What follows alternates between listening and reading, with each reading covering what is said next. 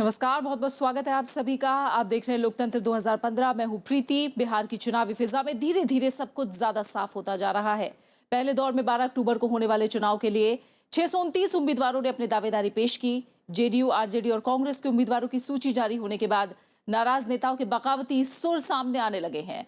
प्रदेश के स्वास्थ्य मंत्री रामधनी सिंह ने जेडीयू से नाता तोड़कर समाजवादी पार्टी का दामन थाम लिया है। शुरुआत कर लेते हैं चुनावी खबरों की हेडलाइंस के साथ। टिकट नहीं मिलने से नाराज रामधनी सिंह का मंत्री पद और जेडीयू से इस्तीफा, समाजवादी पार्टी में हुए शामिल। सियासी दलों के सामने बागियों से निपटने की चुनौती।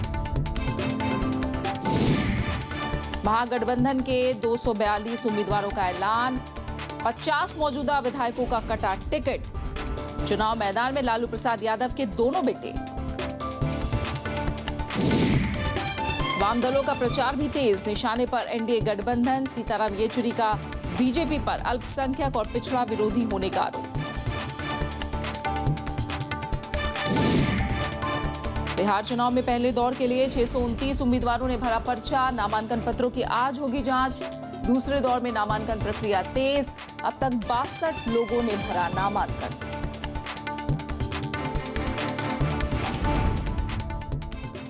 बिहार में आज पहले दौर के लिए हुए नामांकन पत्रों की जांच होगी। इस दौर में 629 उम्मीदवारों ने पर्चे दाखिल किए हैं। वहीं दूसरे दौर के लिए अब तक 62 उम्मीदवार नामांकन दाखिल कर चुके हैं।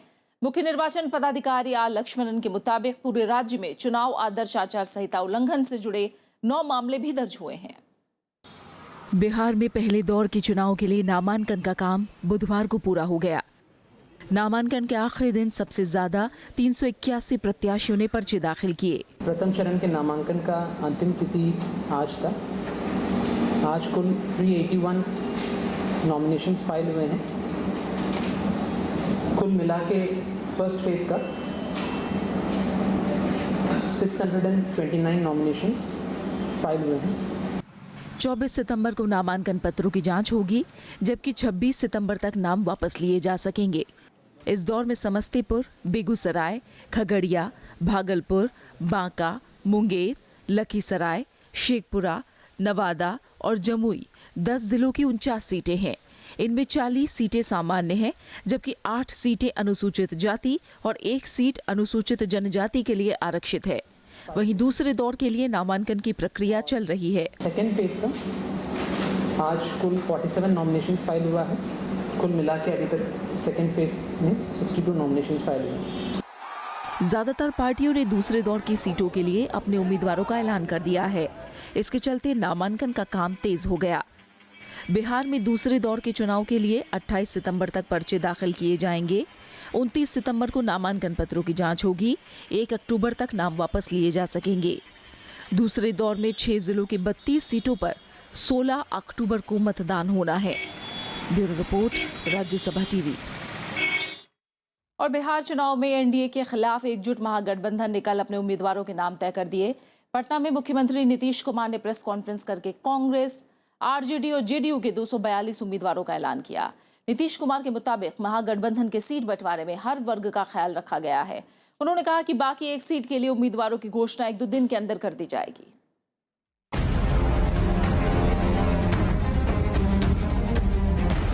बिहार में एकजुट महागठबंधन ने बुधवार को मैदान में अपने चुनावी चेहरे उतार दिए।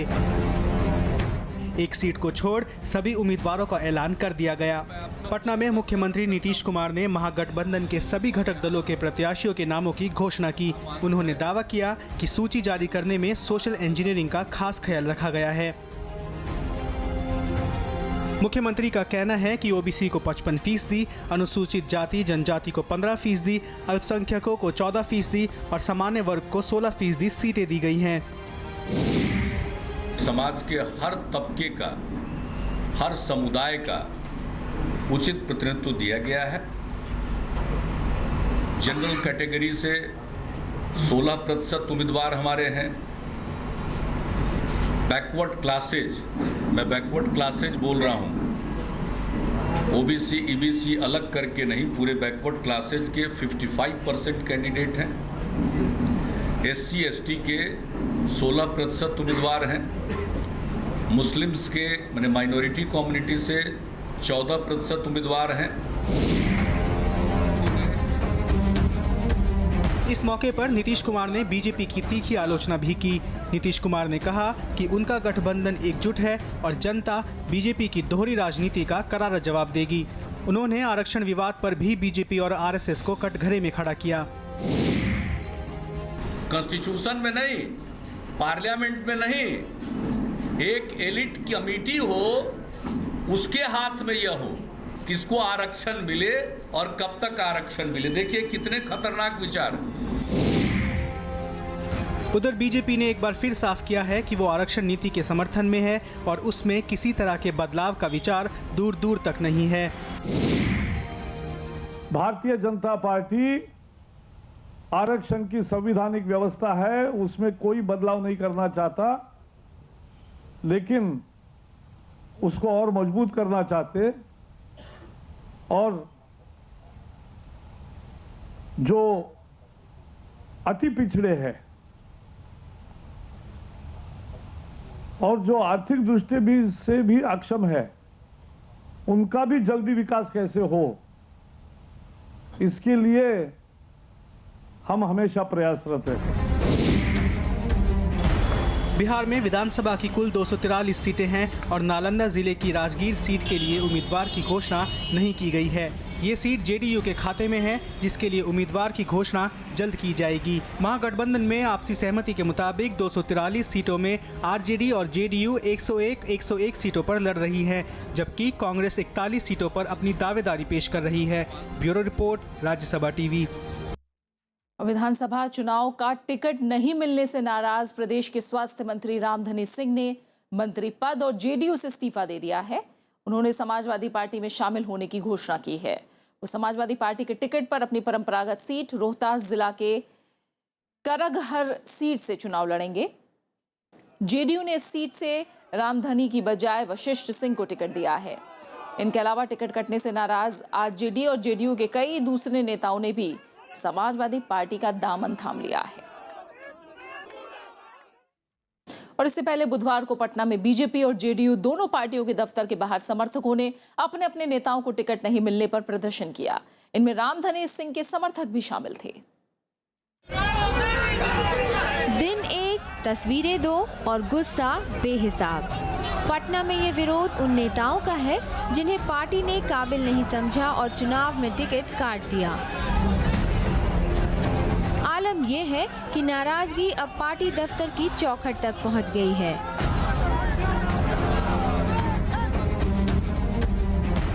जेडीयू दफ्तर के बाहर प्रदर्शन कर रहे ये लोग बिहार के मौजूदा स्वास्थ्य मंत्री रामधनी सिंह के समर्थक हैं। विरोध की वजह है मंत्री जी को टिकट न मिलना। हम लोग 25 साल से विधानसभा का रामधनी सिंह नेतृत्व कर रहे हैं, 25 साल से कंटिन्यू विजयी हुए हैं, अभी पदे स्वास्थ्य मंत्री भी हैं, इसके बावजूद भी उनका सीट काट दिया। दूसरे को चापलूसों के द्वारा आरसीपी सिंह और नारायण सिंह के द्वारा काटा गया है। तो पुराने समाजवादी हैं, 90 से लगातार विधायक होते आ रहे हैं। समाजवादियों का स्तंभ है, नीतीश कुमार खुद मानते भी हैं। इसके बावजूद नीतीश अपने आप को समाजवादियों का पुत्र कहते हैं। इस बदौलत उनका टिकट उन्होंने क्यों काटा?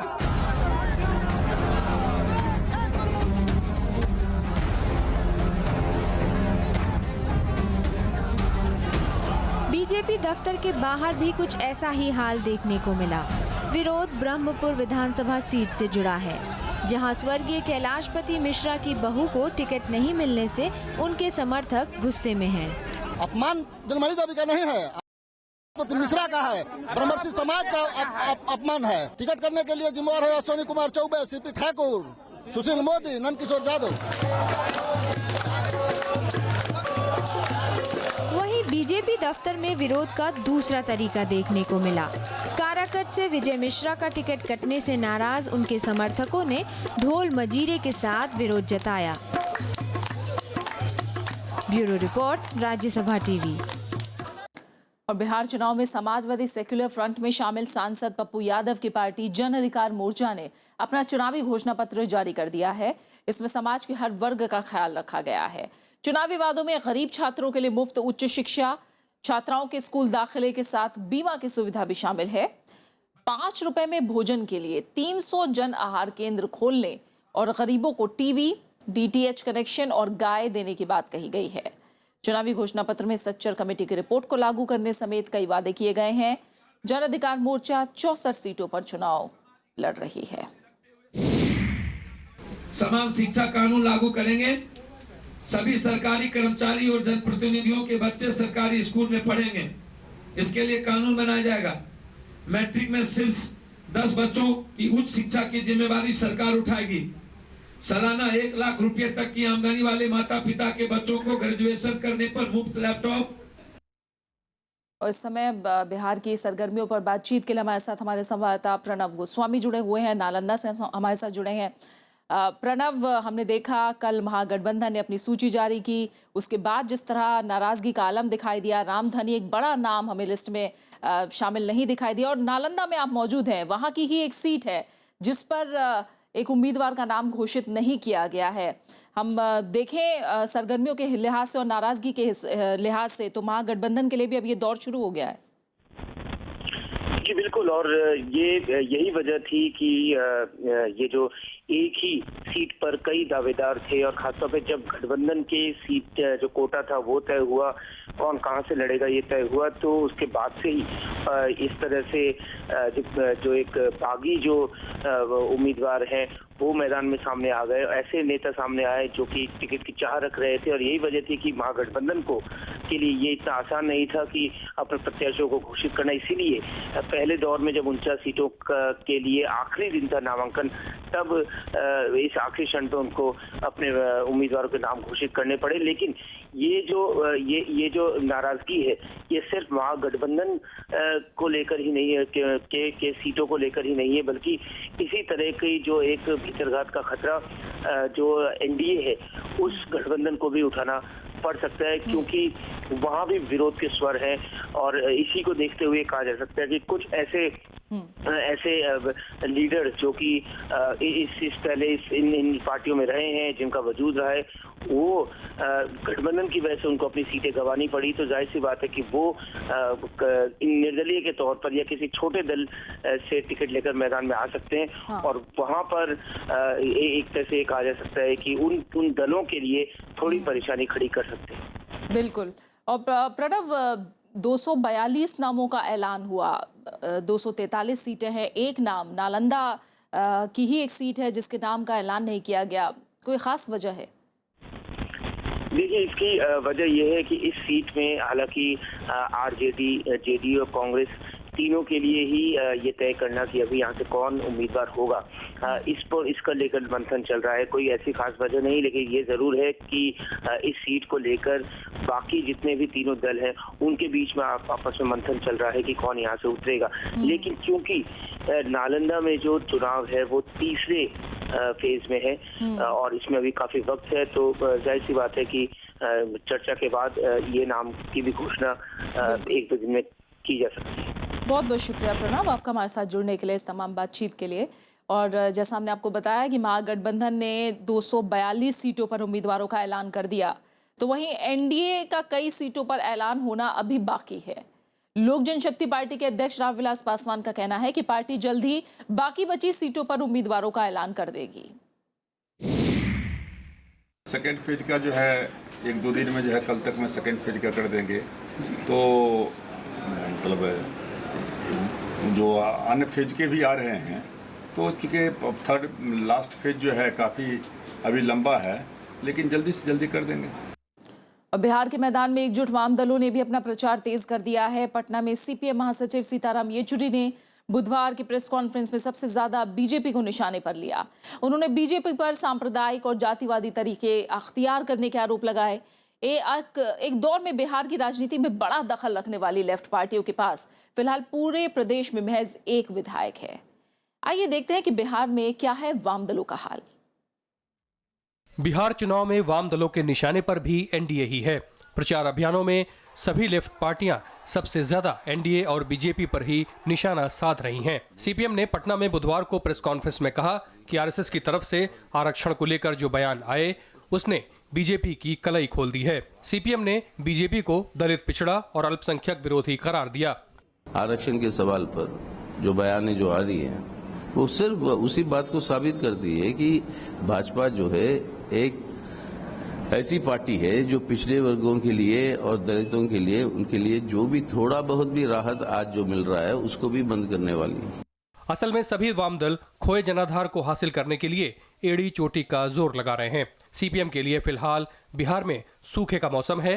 पार्टी को आखिरी कामयाबी 2005 में समस्तीपुर के विभूतिपुर सीट पर मिली थी, लेकिन बीते चुनाव में सीपीएम के रामदेव वर्मा को हार का मुंह देखना पड़ा और इसके साथ ही सीपीएम की इकलौती सीट भी छिन गई।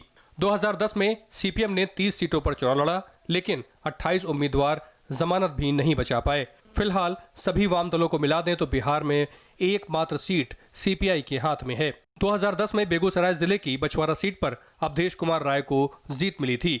हालांकि 104 सीटों पर लड़ने वाली सीपीआई एमएल ने कुछ सीटों पर कड़ी टक्कर जरूर दी, लेकिन प्रदर्शन को जीत में तब्दील नहीं कर पाई। इस बार सभी 6 पार्टियां एकजुट होकर बिहार के मैदान में हैं, लिहाजा सीपीएम सहित सभी लेफ्ट पार्टियों का कहना है कि वो प्रदेश की जनता के लिए मजबूत विकल्प के तौर पर खुद को देख रही हैं। 1 नंबर, 2 नंबर, 3 नंबर की सवाल नहीं है। यहाँ पर यह है कि जनता को आज हम समझते हैं कि जनता तंग आ चुकी है कि वायदे तो सुनते रहते चुनाव के टाइम पे, लेकिन कुछ होता नहीं उनकी जिंदगी को बेहतर करने के लिए। आज वो समय आ चुका है जहाँ पर हम समझते हैं जनता निर्णायक तरीके से वामपंथियों को मजबूत करेगी असेंबली में। प्रदेश में पहली बार CPI, CPM, CPI ML, SUCI, Forward Bloc और आरएसपी मिलकर चुनाव लड़ रही हैं। बिहार के समीकरण में वाम दलों की मौजूदगी ने चुनाव को बहुकोणीय मुकाबले में तब्दील कर दिया है। पहले ये कयास लगाए जा रहे थे कि वाम दल जेडीयू, आरजेडी, कांग्रेस गठबंधन के साथ मिलकर महागठबंधन बनाकर चुनाव लड़ेंगे, लेकिन चुनावी तारीखों के ऐलान के ठीक पहले वाम दलों ने घोषणा की कि वो अपने बूते बिहार के मैदान में जोर लगाएंगे। Bureau report, Rajya Sabha TV. और जेडीयू के अध्यक्ष शरद यादव ने बिहार में महागठबंधन की जीत का दावा किया है। राज्यसभा टीवी संवाददाता विशाल दहिया से खास बातचीत में उन्होंने आरक्षण विवाद और जातिगत राजनीति पर बेबाक राय सामने रखी। इस वक्त हमारे साथ हैं बिहार के वरिष्ठ नेता और जनता दल यूनाइटेड के राष्ट्रीय अध्यक्ष शरद यादव जी।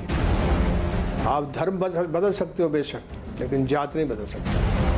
कौन इलाका है देश का जिसमें कास्ट सिस्टम नहीं है? चुनौती जो है इसमें मजा हमको आ रहा कि इस समय सामने है भारत सरकार। आने वाली जो भविष्य है उसका राह और रास्ता यहाँ से निकलेगा। जब हमसे नहीं निभी तो वहाँ निभेगी नहीं, और जब नहीं निभेगी तो नतीजे पर कोई फर्क पड़ने वाला नहीं। बिहार विधानसभा चुनाव पर शरद यादव से ये पूरी बातचीत आप देख सकते हैं आज दोपहर 12 बजे और शाम 5 बजे सिर्फ राज्यसभा टीवी पर। और फिलहाल एक छोटे से ब्रेक का वक्त हुआ है। ब्रेक के बाद बताएंगे पूर्वी चंपारण के चुनावी मुद्दे।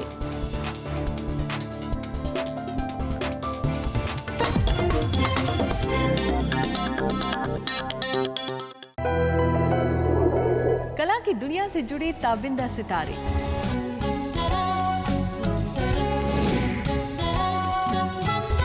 उनका संघर्ष, उनकी खुशियां, उनके गम। हमें अपने जड़ों से जुड़ना है। सियात का होना खुदा के बराबर है। क्रिएटिविटी का जज्बा आपके शरीर में चलता है, मुझे लगता है। मैंने कहा अम्मा जो भी दाल रोटियों की खाऊंगा, पर मैं रियाज करूंगा। हर मुलाकात का अंजाम जुदाई। उनकी कामयाबियों और उनकी जिंदगी की तस्वीर है प्रोग्राम शख्सियत। थोड़ा मिले इज्जत का मिले, ये पूजा है, ये एक इबादत है। खाने के लिए भी सीखना पड़ता है। रास्ते पे पड़े हैं कीटाणु की तरह, लेकिन इंसेक्ट। मिलिए हर हफ्ते एक नई हस्ती से सिर्फ राज्यसभा टीवी पर। महागठबंधन में बनी सहमति के तहत कांग्रेस बिहार में 41 सीटों पर चुनाव लड़ रही है। बिहार के प्रदेश अध्यक्ष अशोक चौधरी के मुताबिक गठबंधन में कहीं कोई दिक्कत नहीं है। हमारे संवाददाता विशाल दहिया ने उनसे खास बात की। बिहार में महागठबंधन ने सभी सीटों पर अपने उम्मीदवारों के नामों का ऐलान कर दिया। हमारे साथ इस वक्त हैं कांग्रेस के प्रदेश अध्यक्ष अशोक चौधरी जी। सर, ये बताइए कि सीटों के नामों का ऐलान हो गया, लेकिन कांग्रेस को लगभग 8 से 10 जिले ऐसे हैं जहां पर एक भी सीट नहीं मिली। नहीं, परेश, जब गठबंधन के उम्मीदवार होते हैं, जो जहां पर हमारे जिले मजबूत थे उन जगहों पर हम लोगों ने अपना उम्मीदवार दिया है। ये कांग्रेस जेडीयू का बात नहीं है, बात महागठबंधन का है। सभी उम्मीदवार महागठबंधन के हैं, इसीलिए मैं समझता हूं कि हमारा पूरा रिप्रेजेंटेशन है। लेकिन एक आपके यहाँ ऐसा लग रहा है कि बहुत सारे लोग खुश नहीं हैं जो है। देखिए, अलायंस में तो कोई परेशानी होती है, हर एक पॉलिटिकल पार्टी में परेशानी होती है, हर एक पॉलिटिकल पार्टी में परेशानी होती है। जी, बहुत बहुत धन्यवाद। तो सीधे तौर पर कांग्रेस के प्रदेश अध्यक्ष का कहना है कि थोड़ी सी परेशानी चाहे जरूर हो कुछ नेताओं को, कुछ कार्यकर्ताओं को, लेकिन आखिरकार गठबंधन के नामों का ऐलान कर दिया गया है और अब गठबंधन की तीनों पार्टियां चुनाव में उतरने के लिए तैयार हैं। कैमरा पर्सन प्रशांता कर्माकर के साथ विशाल दहिया, राज्यसभा टीवी, पटना। और आज खास नजर पूर्वी चंपारण पर, जहां की 12 सीटों पर महागठबंधन और एनडीए के बीच कड़ा मुकाबला है। आजादी की लड़ाई से जुड़े मोतिहारी के लोग आज भी बुनियादी सुविधाओं के अभाव में जीने को मजबूर हैं। जानने की कोशिश करते हैं कि लोग किन मुद्दों पर तमाम दलों के नेताओं को घेरने की तैयारी में हैं।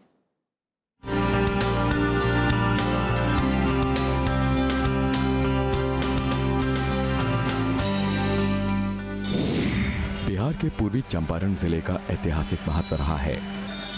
इसका मुख्यालय मोतिहारी है। महात्मा गांधी ने अप्रैल 1917 में यहीं से सत्याग्रह का पहला सफल प्रयोग किया था।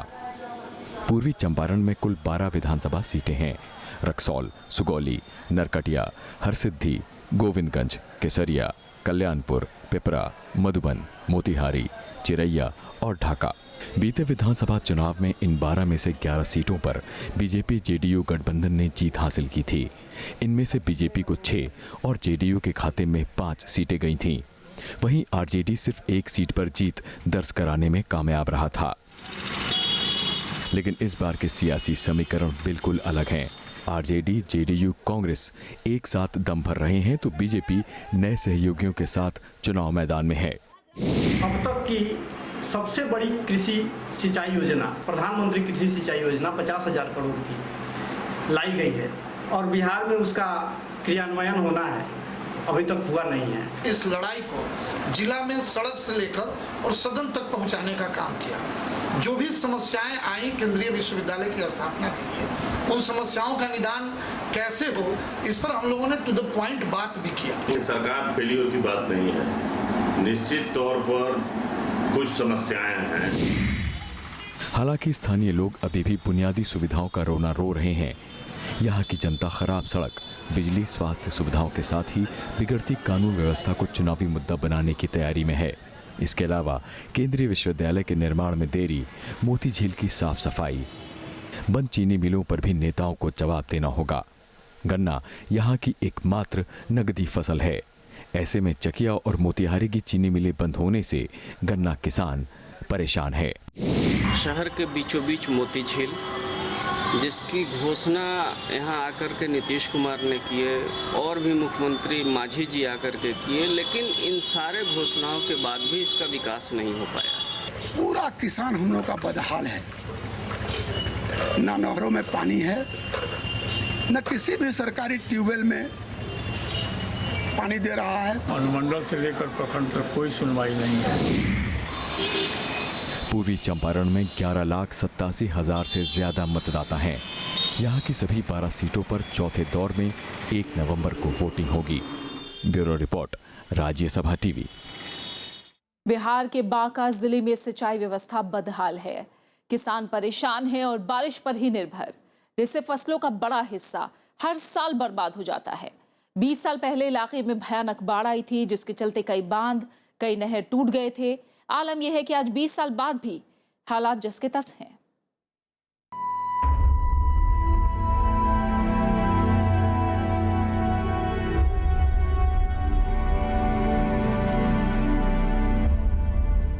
बरखा की बूंद बूंद के लिए तरसता यह किसान इलाके में इकलौता नहीं है। कमोबेश बांका जिले की कहानी एक जैसी ही है। सिंचाई व्यवस्था बदहाल है, पानी का कोई ठोस इंतजाम नहीं है, लिहाजा फसलें केवल बारिश के ही भरोसे हैं। स्थानीय लोगों के मुताबिक तो 20 साल पहले इलाके में जबरदस्त बाढ़ आई थी, जिसमें कई बांध टूट गए थे तो कई नहरें गुमशुदा हो गई थी। वो वक्त था और आज का हालात एक जैसे हैं। वादे कई दफा हुए, लेकिन व्यवस्था आज भी ठप पड़ी है। खेती में पानी का पूरा दिक्कत है। और हमारा जो पानी का जो है कोठी, उसका बांध जो है वो कट गया है। पानी उस कोठी में बांध में रहता नहीं है। इलेक्शन लेने के लिए आता है कि इलेक्शन दो और हम बांध बनवा देंगे तो ही करवा देंगे, लेकिन करवाता तो कुछ नहीं। आज के डेट में नहर जो है जहाँ टूटा है, सरकार का कोई ध्यान उस ओर कभी आकृष्ट नहीं हो पाया। हम लोग बराबर चाहे कि इसके ऊपर जो है कई एक पिटीशन इरिगेशन विभाग को दिए, डीएम को दिए, DCLR को दिए, हर विभाग को दिए, लेकिन इसका जो है कहीं से कोई सुनवाई नहीं हो पाई। तकलीफ तो नहर में नहीं पानी आता है, नदी का भी फूल बंद हो गया है। जब रोड बनाया तब से हम लोग का पानी का स्थिति बहुत खराब है। हालात क्यों नहीं सुधरे, किसान क्यों पानी के लिए तरस रहे हैं, जवाब एक सा ही है, अब चाहे पक्ष हो या विपक्ष। बीच के दिनों में कुछ चैनल का निर्माण कराने का काम किया गया है, लेकिन जितना हो पाना चाहिए उतना हो नहीं पाया। और 2.5 से 3 साल पहले हम सरकार से हमको अलग किया गया। नीतीश कुमार जी के अहंकार ने मुझे यानी भारतीय जनता पार्टी को अलग किया। उस समय उसके पहले NDA 1 में यहाँ काफी विकास हुए हैं। कुछ प्रकृति के कारण सिंचाई का ऐसा है, बाकी व्यवस्था तो है कि यहाँ डैम है, नहर है, सारा व्यवस्था है, लेकिन अगर ऊपर से बारिश ही नहीं हो तो पानी का कोई फैक्ट्री तो नहीं लगाया जा सकता है। 2010 के विधानसभा चुनाव में एनडीए जिले की 5 सीटों पर जीती थी। तब बीजेपी जेडीयू एक साथ थे, लेकिन आज दोनों की राहें अलग हो चुकी हैं। जब आसमान से पानी नहीं बरसता तो बेबस किसान की आंखों से पानी बरसता है। पूरे बांका जिले में सिंचाई व्यवस्था चरमरा गई है और फसलें बर्बाद हो रही हैं। लेकिन प्रशासन के दिल की बंजर जमीन पर संवेदनाओं की फसलें उगती ही नहीं। कैमरामैन राज ठाकुर के साथ प्रणव गोस्वामी, राज्यसभा टीवी, बांका। और इस रिपोर्ट के साथ ही फिलहाल लोकतंत्र 2015 में इतना ही। बिहार चुनाव से जुड़ी हमारी खास पेशकश आप देख सकते हैं सोमवार से शनिवार रात 7:30 बजे और 10:30 बजे, साथ ही सुबह 7 बजे और 11 बजे। फिलहाल दीजिए इजाजत, नमस्कार।